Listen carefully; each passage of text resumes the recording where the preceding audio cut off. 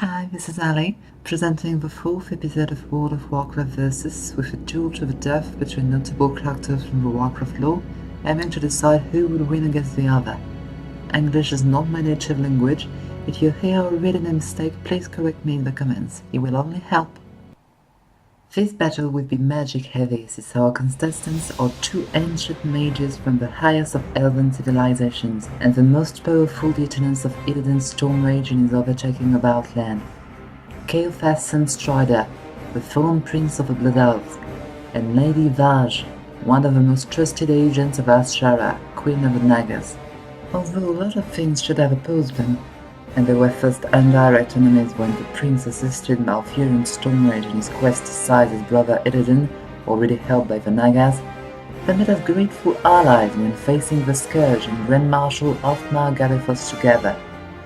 Their standing with the Eladari was only fragile, however, as Vashj was eventually defeated by the Sun Iron expedition, and Kael'thas ended up mad, foolishly trusting his soul to kill Jaden and turning on the very people he had sworn to protect, before dying as a howling shell of his former self.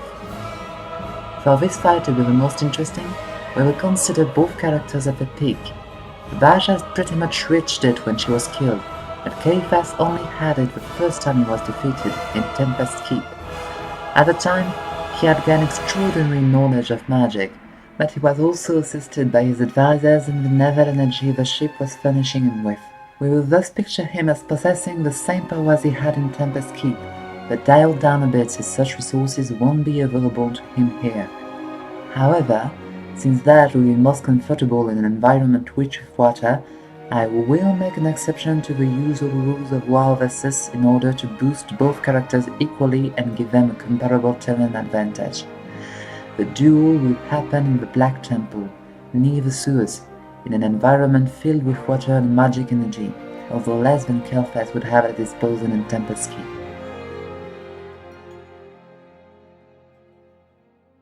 Kael'thas and Vashj are both the heirs of the most powerful magical civilizations of Azeroth, and the direct lieutenants to one of the currently most important soldiers of the war against the Burning Legion, the infamous Illidan Stormrage. They both have straddled the line of good and evil, showing both ruthlessness and nobility to those around them. Not just sad about Kael'thas' eventual fate, when all he did was suffer tragedy after tragedy to protect his kind. Hasn't Vashj shown herself to be a faithful friend and among the most loyal soldiers, despite her arrogance and cruelty to other enemies? Their intensity, story and lies makes them both very interesting characters, and a fight between them will certainly be just as intense.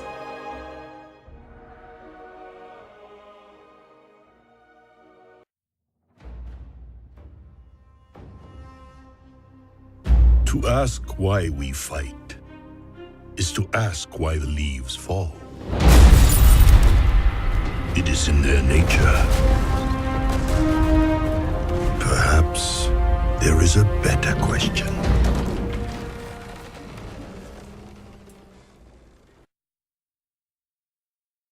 Given the respective loyalties, Kael'thas and Vashj would likely be opposed because of Kael'thas' defection to the Burning Legion, which would make him an enemy of Illidan Stormrage.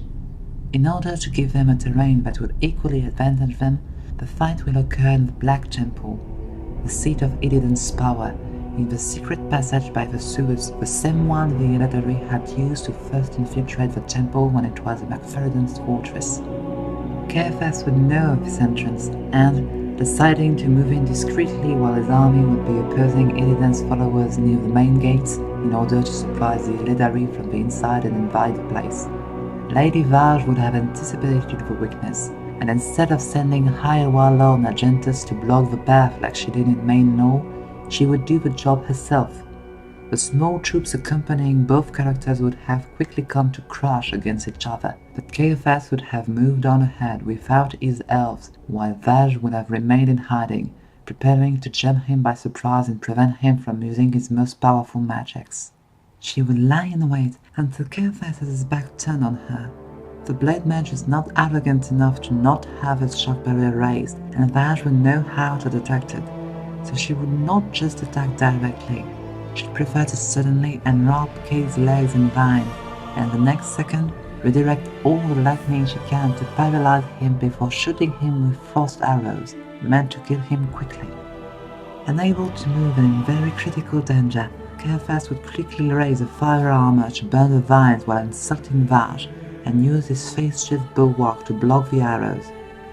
Lady Vashj, unrelenting, would take advantage of the paralysis before it ends and project a lot of water on the prince to drag him in the tainted waters with her and drown him. Kael might try to protect himself with his telekinetic weapons, but would soon not stop water, and he would be engulfed under the flows like a rag doll. Dragged down into Vashj's turf, Kael would be faced with the incredibly dangerous assassin that she is, and barely have time to open his eyes to see her shoot ice arrows which he couldn't survive if he hit. Being humiliated this way would enrage Kael'thas though, who would absorb all the mana he could from Vashj, the Black Temple and the Verdant Spheres. Since Kael has Phenomenon in hand, the water would already be fuming with hot vapors, but now the Blood Elf would unleash all the firepower he could. Despite being submerged in water, this would be powerful enough to make him look like a small sun and create a vacuum of vapor around him. Some arrows would still pass through, but the heat would only melt the ice, and Kael's shields are able to deflect mere arrows of ease. Witnessing this, Vashj would know to be in for a difficult fight, and dive in the depths around to hide herself from view as much as possible, before preparing her storm spells. Kael'thas is arrogant, but knows he's burning mana rapidly, and also exactly how to change the game. Floating in the air, he will make use of his gravity spells to simply remove the water around him and transform the tunnels of the Black Temple into a strange maze of floating water and stone. Lady Vashj would remain hidden, not for long, and in order to avoid being shot by behind, Kael'thas would make himself invisible. A magical game of cat and mouse could begin. Troubled by the lapsed gravity, Vashj's body is, thankfully for her, able to slide and drive on things rather easily, which will let her navigate the maze without too much trouble, staying in the shadows. She would search for Kael'thas and be unable to find him. However, even her can't easily hide while floating around without gravity, especially with her height and while being pursued by an invisible foe. Taking advantage of the deflection of light, Kael'thas would as discreetly as possible prepare a heavy pyroblast to throw the Naga by behind, and do exactly so, while attacking with his never-strand longbow and a barrage of fireballs. Vashj has a snake hair to help her see in all directions, however, and the heat and sound of a pyroblast and the arrows would warn her 1 second in advance, enough time to raise her mana shield to maximum capacity. The magical shock would be heavy. Lady Vashj would be basically engulfed in fire with nothing but a shield and the water around her for her to control and use as a way to quell the fire. When Kael'thas finally gets exhausted and has to take his breath and mana again, he'll see a wounded Vashj in front of him. She must have got at least slightly harmed by the fire, and her skills couldn't protect her completely from the arrows, but more importantly, she would have spent almost all of her magical energy, and would be almost at the mercy of the Sun King, something that the cruelly smiling Blood Elf wouldn't have a lot of in that situation. His weapons ready and with the ability to protect himself from Lady Vashj's arrows, he's at a definitive advantage, and both opponents know it. Vashj is not about to let herself be defeated so easily by the comparatively young elf, but with a need to recharge her magical powers, she would try and buy time by appealing to her friendship to Kael'thas, snarkily reminding him that she had saved his people from death not once, but twice, and he was now the one to try and destroy her. Kael'thas randomly yelled that he refused to submit to Illidan, that his new master was the one to actually be able to save the Cinderai, feeling the need to explain himself. Vashj would do what she could to remind him that Kael'thas had been burned by Kil'jaeden's deceit in the first place, and even if she wouldn't have a chance to bring Kael back to her side, this would be enough to disturb him and force him to get angry, to cover her and Illidan in haughty insults, despite the time this is giving to Vashj to recharge her mana and escape the effects of a gravity lapse. At some point, the furious Sun King would simply end the discussion by launching fireballs at Vashj, who would smile and summon a tornado right in the middle of the sewers while protecting herself with water. This is about to get even more chaotic than before. Destroying the ceiling and collapsing this entire section of a black temple on top of her head, the tornado would send Kael'thas flying violently, while Vashj creeps out to the surface. The tornado would be destroying the building, terrifying some soldiers and demons fighting below. Kael'thas and Vashj would remain unnoticed in the midst of the battle of the Black Temple, isolated from the rest of the fight by the rubble of the tornado. Kael'thas can control his foes with his control of levitation, however, and another perfect asset. Chanting and summoning right in the electric air of Outland, Kael'thas would summon Aurore, the Phoenix god, under himself and use him as a mount, riding him above the rubble of the sewers to search for Vashj and destroy her with a rain of fire. Sliding through the rubble, the Naga seems to be in a bad position, but she has a definitive advantage. She's hard to locate in there, but Kael'thas is a shining target, easy to shoot for such a markswoman. Another asset of hers are Kael's telekinetic weapons. The Blood Elf would have easily managed to save himself from the collapsing of a temple and maneuver Aurore away from the storm, but his weapons would have been crushed to the ground, defeated, and thus usable.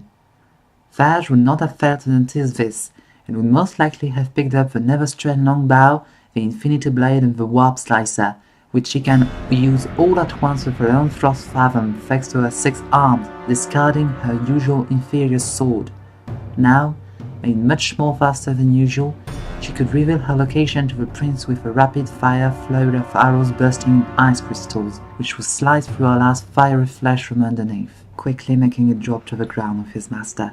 Attempting to control the fool and knowing Aurore can be brought back instantly, Kael'thas would focus on trying to land in the culinary trading grounds of the temple, near the Great Door, and open it for his troops below. His only option, however, to avoid being skewered by the guards, and notably by the gigantic Infernal Supremus, would be to reach the very wall of the temple, and reach the opening mechanism from there and/or dominate the battle. Rushing on top of the collapsed south wing, Vashj would reach the same wall and block Kael'thas' path. Inch on top of the door, Kael'thas in the north and Vashj in the south, while the battle rages on down the wall, the opponents would stare at each other, making the battle the threshold of their battle for the dominion of Highborne. At this point, Vashj has some burns and a few wounds, but nothing too serious, and Kael'thas has only grazes, with his exhaustedness stabbed deep into his mana resources. Vashj knows this and makes sure not to let the prince get a second of rest. She will start firing Frost Fathom and the Never-Strain again, while showering him with lightning and sliding to him as fast as she can to make the battle a matter of close contact. Kael'thas would have to raise his shields again and summon nether vapors around him to protect himself, while absorbing as much of the lightning as he can. This would damage his shields, but also hit him mana.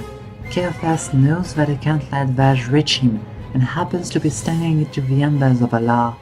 The only simple thing he has to do is use Phoenix's power to bring him back to life again. Aurore would rise in Kael's back, a testament to the Sun King's power, and dash toward the advancing Naga to burn her alive. Faced with the risen Phoenix god bent on killing her, Vashj would do what she can and summon a water elemental, as well as raise a tension one from the sewers. The elementals would both rush toward Aurore to protect her, and while they're not as powerful as him, their bodies are enough to seriously harm him if they just sacrifice themselves, and Vashj would stop aiming at Kael for a second in order to aim at the bird hawk with Frost Fathom, before leaping up and piercing it, finally destroying Aurore. While she has destroyed one of the biggest assets of Kael'thas doing this, she's leaving herself open to a counter-attack by a pyroblast she just can't avoid while falling toward the Blood Elf, which the prince can throw if lowering his defenses. Her only option is, again, a mana shield, but the thing is that she just doesn't have as much mana now, and her leap into the flame can't leave her unharmed. Vashj would fall out of the blast, still diving on Kael'thas, but badly burned in several areas and her longbow's gone, and Kael just has to step back enough to strike at her with Felon alone, while all the Naga has in the Infinity Blade and the Warp Slicer. Powerful weapons, but no match for the heirloom of the Sunstriders. The 3 blades would clash, with Philomelon burning bright as Kael'thas lofts and Vashj lands heavily on the wall, attempting not to die. She would use a superior speed to harass her enemy, raining heaven steel upon the mage, but he knows how to wield his sword and has enough juice left in him to raise a fire cloak and prevent Vashj from getting too close. The two Highbornes would clash on top of Black Temple's door as Lady Vashj attempts to match Kael'thas' power with nothing but speed and fury, and it would actually work for the time, given the gap in strength and training. But the same thing hasn't emptied his bag of spells yet, and now that he has Vashj close to him, he can use his telekinesis and telepathy to directly attack her mind and take control of her body. Vashj doesn't have much opportunity to resist mental attacks. Her best asset against this is her age, high knowledge of magic, and the strange curse of Enzoth strengthening the mind and body of the Nagas. However, by using telekinesis, Kael'thas can make sure to take control, and simply force her to throw her weapons down the wall, leaving her completely disarmed and open. She would be defenseless for only a few seconds, but that's enough to be killed. Vashj would resort to the last form of attack she has at her disposal, and spit in the face of the prince.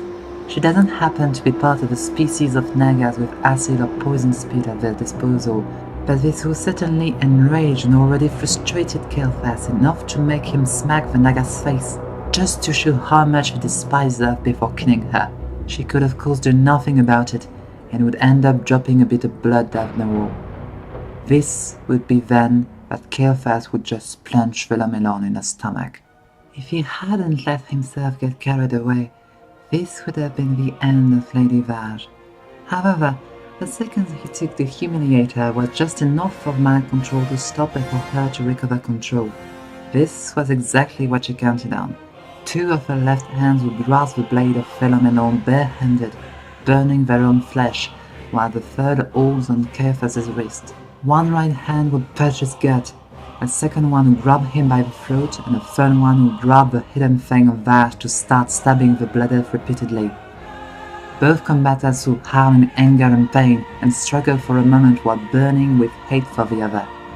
Vashj and her superior body would hold on for a longer time, even with half her arms burning alive, but Kael'thas would use his last bits of life to reactivate his flame cloak and engulf his enemy in fire. This would not stop her though. She would break him to her and bite right through his neck, while her snake hair closed in on his head and massacre him. The great flame would burn at the top of the Black Temple, raining upon the battle between the Illidari and the Burning Legion. The smoke would settle, and the fires would be extinguished, as the great battle of the Black Temple, initiated by the treacherous Kael'thas Sunstrider, has ended. Nothing but corpses of Nagas, blood elves, demons, broken fell orcs and lost ones on the battlefield. Another raging war has seen a torrent of blood rain down again in the Shadowmoon Valley, on the steps of the darkened temple of Kael'thas. Among the broken down corpses near the door, Vashj lies, her left arms burned past the 3rd degree and her entire body wounded all over. With the only eye she can open, she would see the dark, horned and winged silhouette of her master, leaning down to grab her and help her rise up. "You shall survive, Lady Vashj. You defeated this foolish traitor who dared to attack the Black Temple, and thanks to you, the battle is won. Now nothing shall stop us from taking our revenge."